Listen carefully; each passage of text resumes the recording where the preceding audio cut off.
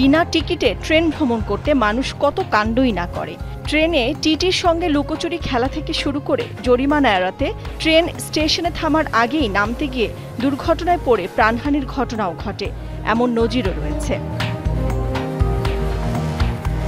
কিন্তু বিনা টিকিটে ভ্রমণ করতে ট্রেনের বগির নিচে ঝুলে 1 বা 2 নয়, বরং 290 কিলোমিটার পথ পাড়ি দেওয়ার ঘটনা সত্যিই বিরল। চোখ কপালে তোলা এই ঘটনা ঘটেছে ভারতের মধ্যপ্রদেশে।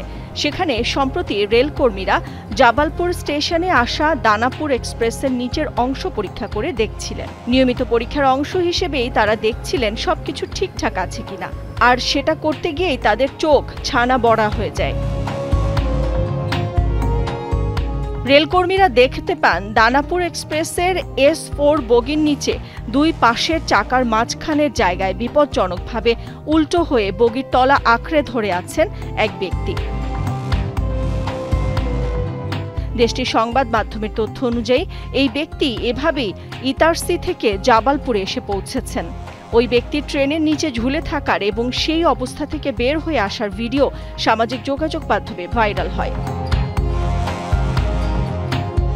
জিজ্ঞাসাবাদে ওই ব্যক্তি বলেন তিনি বিনা টিকিটে ভ্রমণের জন্য এই ঝুঁকি নিয়েছেন, কারণ তার কাছে ট্রেনের টিকিট কেনার মতো অর্থ ছিল না। ভারতের রেলওয়ে প্রোটেকশন ফোর্স RPF-কে ডেকে পাঠিয়ে ওই ব্যক্তিকে পরে তাদের হেফাজতে দেওয়া হয়। এ ঘটনায় রেলওয়ের নিরাপত্তা ব্যবস্থা নিয়ে প্রশ্ন উঠেছে। ওই ব্যক্তি কি করে এমন বিপজ্জনকভাবে ট্রেনের নিচে গিয়ে লুকিয়ে পড়তে সক্ষম হলেন, সে প্রশ্নও উঠেছে। এ ঘটনায় একটি মামলা হয়েছে। তদন্ত কর্মকর্তারা আরও বিস্তারিত তথ্য খুঁজে বের করার চেষ্টা করছেন। ভবিষ্যতে এ ধরনের ঘটনা প্রতিরোধে ব্যবস্থা গ্রহণও জোরদার করা হয়েছে। নাদিরা জাহান, দীপ্ত বার্তা কক্ষ।